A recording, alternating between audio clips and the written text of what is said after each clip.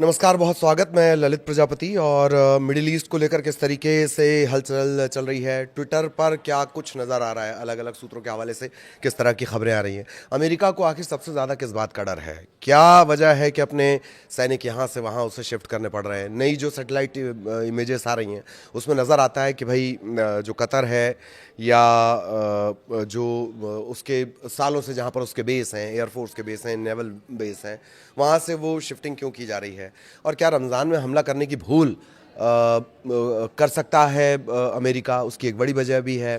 क्या रमज़ान में हमला करने की भूल जो है उसे भारी पड़ेगी। इसके अलावा झल्लाए हुए ट्रंप झल्लाए क्यों हैं, क्योंकि अंदर खाने वो बहुत सारी चुनौतियों का सामना कर रहे हैं।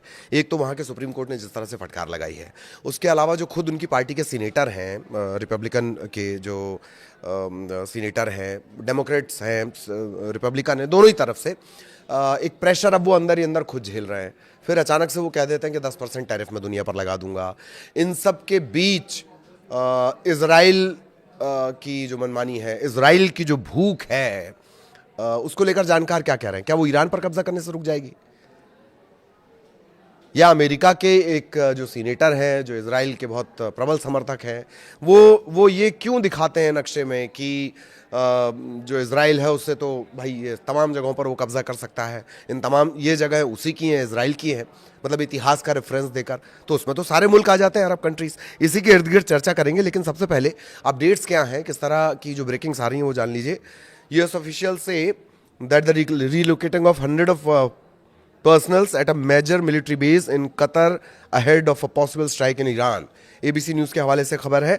अमेरिकी अधिकारियों का दावा है, ईरान में संभावित हमले की आशंका को देखते हुए कतर के एक प्रमुख सैन्य अड्डे पर तैनात सैकड़ों कर्मचारी स्थानांतरित किए जा रहे हैं। सीआईए के एक पूर्व कर्मचारी हैं जॉन किरियाको, उनका दावा ये कि ट्रंप ने सोमवार मंगलवार को ही ये अटैक करने का प्लान किया था, और फैसला इस तरह से उन्होंने कर लिया है। लेकिन जो दो खास लोग हैं वो इसके खिलाफ हैं। आप जानते हैं वो दो लोग, जेडी वेंस और तुलसी गेबार्ड, इन्होंने इस बात से असहमति जताई है कि नहीं, अभी हमला नहीं करना चाहिए। ये बात बहुत पुरानी हो गई कि उन्होंने 10 दिन का अल्टीमेटम और 10 दिन का समय दिया था, वो हर रोज़ बदलते हैं। इसराइल की जो जेरिको 3 बैलिस्टिक मिसाइल है उसको लेकर बहुत बातें कही जा रही हैं, और इनकी रेंज 4800 से लेकर 6500 किलोमीटर तक है। इजरायली सेना इजीली टारगेट कर सकती है। जेरिको 3 मिसाइल की चर्चा क्यों हो रही है, दूसरी बात यह है कि ये 2011 से इसका इस्तेमाल कर रहे हैं और वॉरहेड ले जा सकती है, न्यूक्लियर वॉरहेड ले जा सकती है। तो इजराइल ने तो कभी नहीं कहा, या उससे तो कभी नहीं पूछा गया कि भैया आपके पास क्या न्यूक्लियर पावर है। फिर इस मिसाइल का ज़्यादा से ज़्यादा इस्तेमाल, न्यूक्लियर वॉरहेड के तौर पर इसका इस्तेमाल क्यों नहीं किया जा सकता, क्योंकि इजराइल से कोई खबर तो कभी बाहर नहीं आती। तो 1300 किलोग्राम तक इसका जो पेलोड वजन है, 29,000 किलोग्राम इसका लॉन्च वजन है, और एक 150 से 450 किलोटन के बीच का ये वॉरहेड लेकर जा सकती है अपने साथ हथियार। बैलिस्टिक मिसाइल है। ईरान ने यह भी कहा है कि अगर अमेरिका या इजराइल युद्ध शुरू करते हैं तो उसका जो रिएक्शन होगा वो व्यापक और असीमित होगा। इसके क्या मायने, ईरान के जो सैन्य कमांडर हैं उनका ये बड़ा बयान है। उसके मानी ये निकाले जा रहे हैं कि अमेरिका युद्ध को छोटे से छोटा रखना चाहता है, लेकिन ईरान उसे लंबा खींचेगा। सबसे पहला टारगेट होगा इजराइल, इजराइल के बाद अमेरिका के जो बेस हैं। आयतुल्ला और मुल्लाओं के पास एक ही विकल्प है, क्या आप जबरन हटाए जाना चाहते हैं या आप जाने का अवसर स्वीकार करना चाहते हैं। कौन कह रहे हैं, टेड क्रूज कह रहे हैं। यह हाल फिलहाल का उनका बयान है। इसके क्या मानी है, कुल जमा आपकी दिक्कत है खामनेई साहब, क्योंकि बीच में ये बात भी आई थी ना कि एक सीमित टारगेटेड ऑपरेशन किया जाए और खामेनेई और उनके बेटे को इसमें खत्म कर दिया जाए। तो आपकी मूल दिक्कत तो क्या है, खामनेई साहब, क्योंकि जिस तरह से उन्होंने खुद को खड़ा किया है, जिस तरह से वहाँ की आवाम उनके साथ है, और जो उनका बेटा है जिस तरह से वो काम करते हैं, इनके तरीके, उनकी स्वीकार्यता ईरान में वो इतनी व्यापक है कि वो अमेरिका को डरा रही है। वो मूल मुद्दा खामेनेई है। आप कभी कहते हो मिसाइल मूल मुद्दा है, कभी परमाणु मूल मुद्दा है, कभी जो आसपास के ग्रुप हैं हिजबुल्लाह, यूथ हूती, आप जो उन्हें सपोर्ट कर रहे हैं वो मूल मुद्दा है, या फ़लस्तीन के प्रति जो आपके सेंटिमेंट्स हैं वो मूल मुद्दा है। नहीं, जानकार कह रहे हैं मूल मुद्दा खामनेई साहब है। और आपने देखा ही होगा 22 बहमन जो वर्षगांठ थी इस्लामी क्रांति की, 79 की क्रांति की, जो याद में मनाई गई, 1-1.5 करोड़ लोग एक व्यक्ति की आवाज पर सड़कों पर चले आ रहे हैं और कह रहे हैं कि हम आपके साथ हैं। ये डर है। तो जो टेड क्रूज हैं वो कौन है? अमेरिकी सीनेटर हैं, टेक्सास के कट्टरपंथी सांसद के तौर पर इनकी पहचान है, ट्रंप के बहुत करीबी हैं और इजराइल के बहुत जबरा समर्थक हैं। तो वो धमकी किस तरह से दे रहे हैं?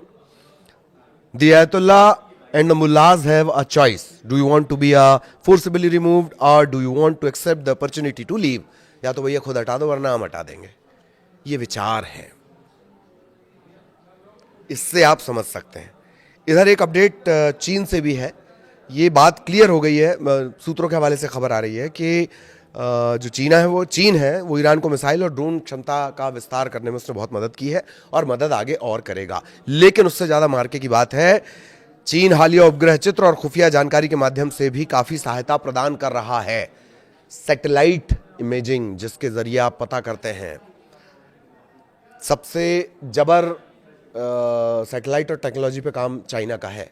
अगर वो इनपुट प्रोवाइड करेगा तो वो ईरान को बहुत मदद करेंगे, बहुत ज़्यादा मदद करेंगे। मात्र इतनी ही मदद अगर उसने कर दी तो मदद तो और भी बातें निकलकर सामने आ रही कि और मदद की जाएगी चाइना की तरफ से। लेकिन अगर ये इनपुट ही, खुफिया जानकारी ही चाइना को मिल गई, ईरान को मिल गई, चाइना ने उसके लिए जुटा दी या शेयर कर दी, शेयर नहीं करता है चाइना, लेकिन अगर यही शेयर कर दी तो भी ये युद्ध को एक तरफा होने की पूरी संभावनाएं खत्म कर देंगे।